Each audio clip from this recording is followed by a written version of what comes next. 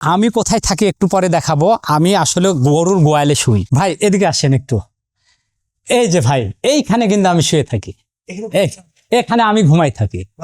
হ্যাঁ, রাত্রে রাত সুবিধা আছে, কারণ আমার বিজনেসটা হচ্ছে অনলাইনে। রাত 4টা বাজুক, 5টা বাজুক আর 2টা বাজুক, সবাই কিন্তু আমার অনলাইনে ফোন করে। বিদেশ থেকে ফোন করে, বাংলাদেশ থেকে, মানে যখন আমার ভিডিও দেখে সাথে সাথে ফোন করে, তো ফোনটা রিসিভ করা যায়। আপনার ভাবিরও ঝামেলা হয় না, বাচ্চাদেরও ঝামেলা। আরেকটা সমস্যা হচ্ছে আমার দুম্বা গরুগুলো কেমন আছে। এছাড়া আমার ফার্মে যে মুরগির শব্দটা কিন্তু শোনা যায় সহজে। যখনই দেখি মুরগিগুলো এলোমেলো, সাপের উপদ্রব হতে পারে, বিভিন্ন রকমের সমস্যা হতে পারে, একটু সমস্যা লাগলে আমার প্রাণটা কেঁপে যায়। সাথে সাথে কিন্তু আমি ফার্মের মধ্যে দৌড়ায় যাই। চিল্লাচিল্লি করে তো লাভ না, আমি বাড়িতে থাকলে চিল্লাচিল্লি করে বেশি, এখানে থাকলে আরো সুবিধা, কারণ যখন তখন ফোনটা রিসিভ করতে পারি। এই যে এখানে উঠে সুন্দরভাবে আমার সুবিধা আছে এখানে। এই যে এখানে মোবাইল চার্জার ব্যাপার আছে, সবকিছু এখানে মিডিটের কাজ আমি এখানে করি। এই যে শুয়ে পড়ে, এই যে মাশাআল্লাহ, আলহামদুলিল্লাহ, খুব ঘুম হয়।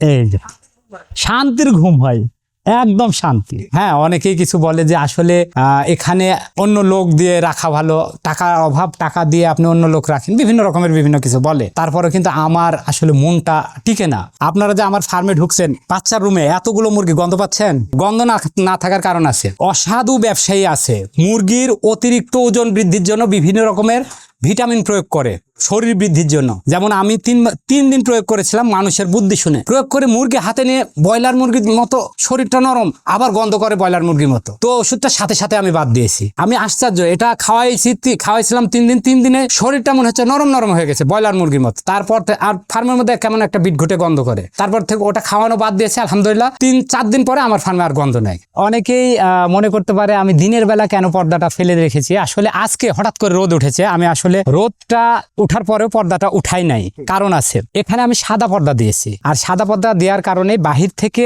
আলোটা ভিতরে প্রবেশ করছে, আর ভিতরে প্রবেশ করে ভিতরে গ্রিন হাউস সৃষ্টি করে ভিতরে কিন্তু পরিবেশটা হিট করে দেবে। এটা কিন্তু আমি বেশিক্ষণ রাখবো না। এটা হয়তোবা যখনই সূর্য কিছুক্ষণ পরে, মানে অতিরিক্ত তো তাপমাত্রা, কম তাপমাত্রা, মানে এত কম তাপমাত্রা থাকে না সহসাই। এই কম তাপমাত্রার জন্যই কিন্তু এই পর্দাটা আমি ফেলে রেখেছি, যাতে ভিতরে হিট থাকে আর মুরগিগুলো ভালো থাকবে। যে এই যে মুরগিগুলো দেখছেন, এই মুরগিগুলোর জন্য একমাত্র আমি এখানে দাঁড়িয়ে আছি। আর আমি আমার জীবনে মোড়ে পাল্টে গেছে। আমি কিন্তু আগে গার্মেন্টসে চাকরি করতাম, এখন এই মুরগি আমি পালন করতে গিয়ে আলহামদুলিল্লাহ এখন নিজের পায়ে দাঁড়িয়েছি, আর আমার সাথে প্রায় আরো 3-4টা পরিবার চলছে আলহামদুলিল্লাহ। আর যার কারণে এই মুরগিগুলো যদি কষ্ট পায়, একে আমি প্রাণ দিয়ে ভালোবাসি, এগুলো যদি কষ্ট পায় তাহলে কিন্তু আমার জানটা মনে বেড়ে যাবে, এরকম আমার সহ্য হয় না। এই যে মুরগিগুলো যে আমি পালন করছি, আসলে এদের সাথে আমার প্রাণটা জড়িয়ে আছে।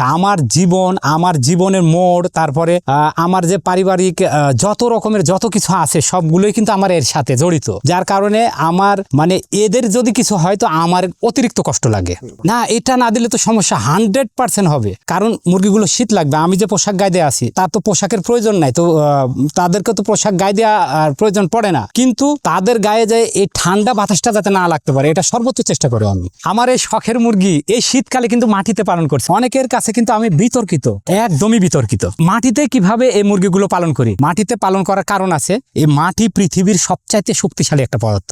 যত কিছু খাবার যত মানে কঠিন জীবাণু হোক, মাটিতে নষ্ট করে দিতে পারে, প্রশমিত করতে পারে। মাটিতে পায়খানা করার ফলে এরা সবসময় মাটি কিন্তু সবসময় আছড়াআছড়ি করতে পছন্দ করে, সাথে সাথে এলোমেলো করে মাটির সাথে মিশে যায়, সাথে সাথে গুগুলো মাটি হয়ে যায়। আমার এখানে টোটাল গরু ছিল এখন একটা গরু, এখানে অনেক গরু ছিল। আসলে গরু যে লস প্রজেক্ট তা না, গরু লাভ প্রজেক্ট। তো গরুর চেয়েও লাভ হচ্ছে বিভিন্ন শৌখিন মানে ব্যতিক্রমী কিছু, গরুর চেয়েও লাভ। তো আমি গরুটা গতানুগতিক ভাবে যারা পালন করে, তো আমি সেরকম ভাবে পালন করছিলাম। এখানে আরো 3টা পরিবার আমাকে দিয়ে চলছিল, কিন্তু কথা হয় কি, তারা সিজন কালে আমার কাজ করে, অফ সিজনে কিংবা তাদের যখন সিজন চলে যায়। তো আমার এখানে অতিরিক্ত সমস্যা হচ্ছিল, যার কারণে আমি গরুগুলো কমিয়ে দিয়েছি। বর্তমানে বাংলাদেশে লাভজনক হচ্ছে দুম্বা, আর যার কারণে দুম্বাগুলো পালন আমি শুরু করেছি। আর আমার ইচ্ছা আছে, স্বপ্ন আছে, এই রুমে টোটালটা দুম্বা করব। এটা যে খুবই কষ্টকর একটা ব্যাপার, যারা আমাদের ফার্মে আসবে, যদি কোনো খামারে আসে, তারা কিন্তু বুঝতে পারবে। এই যে যদি কোনো ডাক্তার আসে আমার ফার্মে, তাহলে কিন্তু আমাকে আসলে বলে যে আপনাকে আল্লাহ প্রদত্ত মনে হয় একটা শক্তি দিছে,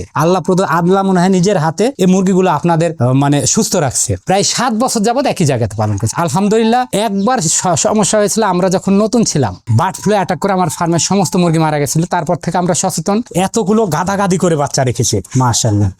দেখছেন কোনো মুরগি কত, সবগুলো মুরগি কত চঞ্চল।